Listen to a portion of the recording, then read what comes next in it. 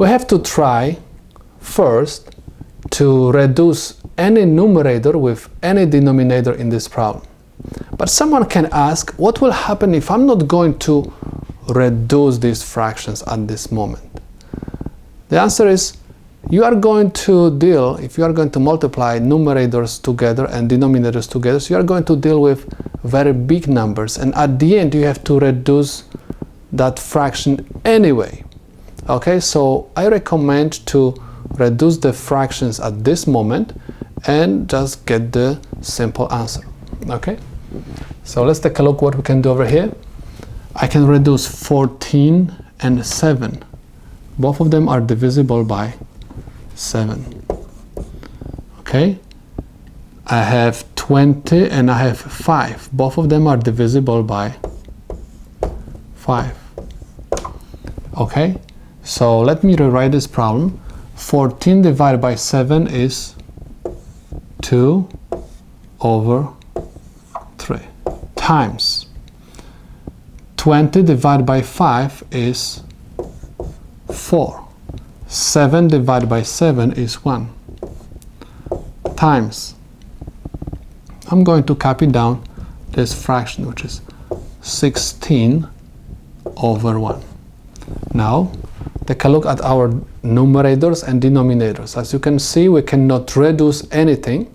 That's why I'm going to perform the multiplication. I'm going to multiply numerators together, okay, and denominators together. 2 times 4 is 8. 8 times 16 is 128. Over 3 times 1 is 3, times 1 is 3.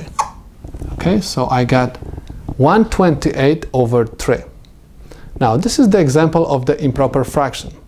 Okay, most of the time we have to convert improper fraction to the mixed number. How we can do that?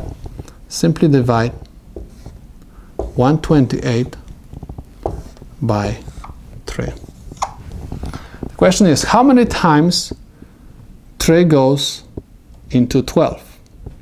It goes 4 times.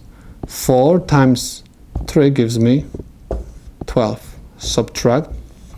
12 minus 12 is 0. Bring down 8.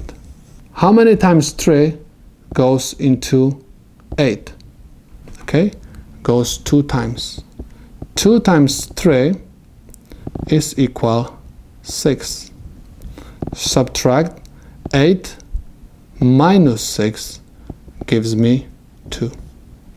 Okay, so my answer is 42 and 2/3. Remember, the top number goes always to the front.